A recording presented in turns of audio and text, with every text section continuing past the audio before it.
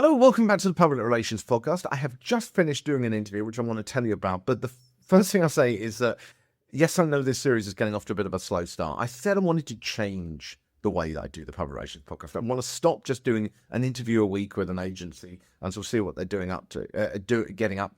I still want to do those things, but the main thing is I want to make PR more accessible to people. You know, whether you are working with an agency, whether you're working with a consultant, or you're just trying these techniques yourself, what I want to show in this show is how modern PR, 2025, AI-driven PR, can be used today to develop relationships with the public or whoever you're trying to reach in a way that advertising and generic marketing is going to really struggle to do as more and more people use AI to just pump out this stuff. What do they call it? AI slop. And there's a lot of it. So how can you stand out now? And that's what I'm really talking about in this new series. But I don't want to just claim these things work. I want to prove it, because I'm an ex-journalist, I'm skeptical, and I like to see things work.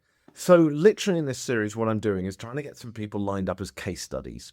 And it's going to take a little bit of time to kind of show what I mean, get people on board. But I got the first one that I was chatting to literally a few minutes ago. And if you're watching on LinkedIn or on video, you'll be able to see a video clip that I've got in the background from a program called Good Morning Britain, which is like a breakfast show in the United Kingdom, and sat in the middle of a table with, you've got George and his wife Ellie, and you've got three other people on a panel. And this is a morning breakfast show that goes across the whole of the UK. And George is on there talking about the need for stricter standards. And I'll give you a little bit of background. Again, if you are looking at the video, you can see in the background of my screen a picture of a beautiful little baby who sadly died at 6 weeks old. And this was George's son. And when it went to the coroner's court to find out how he died, there was a big concern about these sort of sling type, holders which you put babies in. And the coroner raised it and sort of said, look, there's a potential danger. This turned George, who's a sports reporter. And in fact, I worked with him like more than 7 years ago, but I haven't spoken to him since then. And it turned him from being just a sports reporter into a campaigner now on babies' health and making sure that babies survive these first few weeks. And it's transformed him. But he's still ultimately a sports reporter. He's a guy that talks about, the football, the rugby, the cricket, the stuff like that. But he found himself thrown into this position whereby suddenly he's this campaigner. And so, if you can see the pictures, you can see he's been on all kinds of media, national media, national TV in the UK, and he's also been in papers as well. But he's found himself to almost a sort of reluctant campaigner. And what I thought was I'd do in just this little episode, because I'm going to edit George, and you're going to hear the whole conversation I had with him, where we try and work out sort of ways for him to move forward next, because he wants to try and keep up the momentum. There was a lot of publicity about this earlier this year, but he wants to keep up that momentum now. How does he do that? And we go through a lot of different techniques. I think he's very, very kindly allowed us to just sort of play that, and I'll edit that up and get that out to you. But I thought there were a few things that I would talk about just in this episode today. I think the first one is the fact that, a lot of people can find themselves in that position whereby they are sort of a reluctant campaigner or someone who's been thrust into the media spotlight. And at times, that's actually one of the best things you can do. If you have got a cause or a campaign or something like that you are trying to promote, then being that person, and I've said this before, being the person who's actually involved in it, who's got that personal first-hand experience, even in a horribly tragic case like this, gives you immense weight with the media, because you can talk firsthand, and ultimately media want emotion. When I talk to George, you can see it in his eyes, you can feel it. I said to him, one of the things that I loved about it was how authentic he is. He's kind of like a reluctant hero. And that's a really strong motivator. So if you're finding yourself in that position whereby you're trying to promote a cause or something like that, then don't just go, oh, I need a spokesman, an official spokesman. People want to talk to that person that's got the real emotion, that real thing inside. I mean, it's the same thing ultimately if you are working in a company and you're representing a company. There's no point them handing over some details to you and you just regurgitating a press release. You want to be embedded with it. You want to be feeling it. You want to understand and be passionate about it. That passion really does show. And certainly as an ex-journalist and editor myself, I know when I'm talking to someone that cares about what they're talking about. And It's very easy, particularly for sort of PR people, to get involved in campaigns. It's like, well, it's just the money, it's just a job.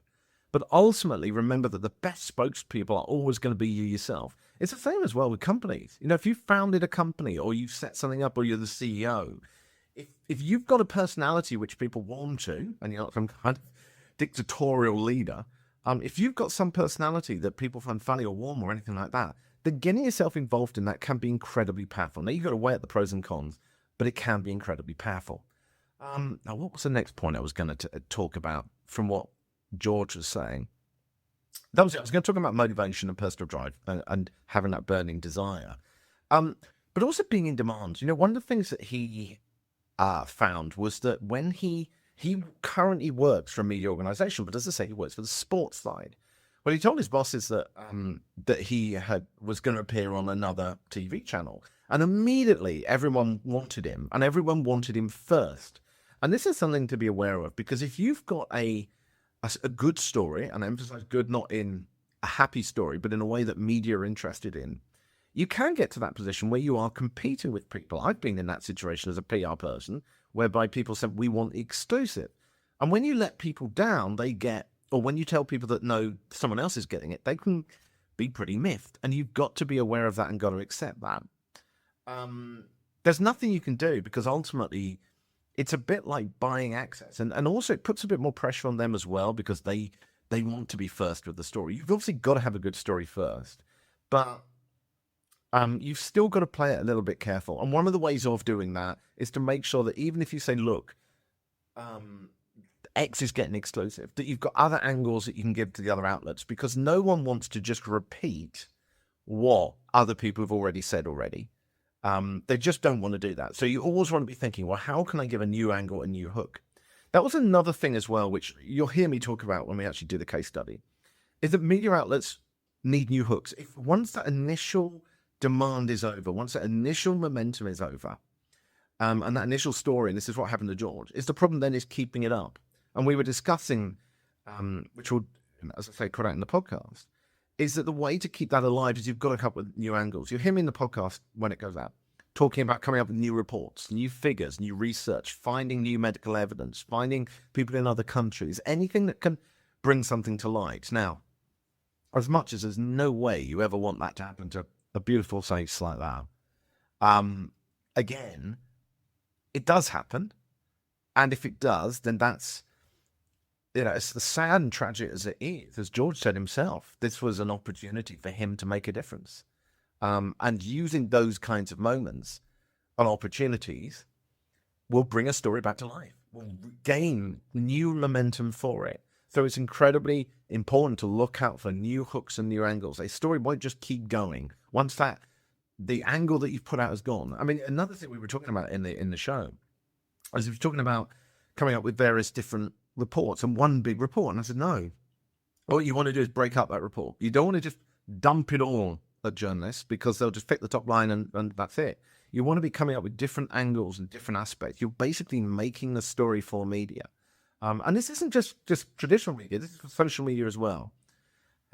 There's an example you see often in police investigations now, is that the police will not release everything at the beginning. And they'll release a sort of new bit each day. Why? Because it keeps the media interested. And it's exactly the same thing here. So it's crucial that you come up with new angles that allow you to keep that momentum going. So staying in demand means providing them something new that they can use. Another aspect, now George does have a big advantage in the fact that he is a sports reporter. So people see him as being instantly someone that they can interview. Now, that doesn't mean you can't do it if you're not a sports reporter. I said this in the podcast episode many years ago. This is the importance of getting stuff on YouTube, and it still utterly amazes me how a lot of people don't do this. Is it whether you give a talk to someone, whether you do a video, whether you do a podcast, whatever it is that a lot of particular broadcast media will look online on YouTube and go, can this person speak? Because they don't have time to vet you. They want to know that you're a good communicator, that you're able to explain an idea. So however you do it, get some YouTube material on there to prove that you could be immediately a good guest that you come on. So chatting away or whatever, discussing something. And ultimately, if you need someone to help you kind of get a video together and You know, well, I can't help you do that bit. I can certainly help working on what you say in that so that you're going to look good for media people. So feel free to reach out. In fact, it's worth mentioning that I'm doing a lot more stuff like that with the Public Relations Podcast website, the publicrelationspodcast.com. And you'll see that there's various things like we're setting up a society for people that want to do sort of comms improvements on a regular basis. Books that got micro consulting and stuff like that. But anyway, as I say, reach out to me and let me know. Or you can always appear free in a podcast episode if you're happy to come on the episode as well. I'm just thinking if there was anything else that I really wanted to bring up, because there is so much in the show and so many tips that I think hopefully you will get from it as we develop this plan. And also, we also talk about what George can do next and how to approach it. So I don't know what's going to happen yet. It's going to be interesting to see, but I gave him a whole bunch of techniques that you can use. I think that's probably it. I just wanted to do this update and kind of give you an idea about the things we discussed and give you some of the tips that have already been coming out of it. As I say, feel free to go to the publicrelationspodcast.com. You will see a lot of new information on there compared to the past. And also, if you want to reach out to me or you want to reach out to one of the sort of things that we're doing with the podcast now, then, of course, have a look at that and let me know, too. If you want to come on the show, then message me. Let me know. You could be a startup. You could be an entrepreneur. You could be a growing organization. If you have got something that you want to try and tackle or change and you want to work through it on the show as a case study, then that side of it, you're not going to be paying for consultancy. It's going to be completely free. The other thing as well is that I'm going to be bringing in guests as well into some of these things to give advice to. So it should be a really exciting process of helping people really develop their campaigns. You know, I said something when I was a journalist, and I still stand by this. It's that there's an awful lot of people out there who are doing a bit of social media or doing a bit of advertising or stuff like that, but aren't being heard loudly enough because they're doing amazing things. I'm sure like you're doing amazing things. And in my experience as a journalist, 99% of people, maybe you're different, but 99% of people could be being heard a lot louder than they are. And I want this show to help people do that.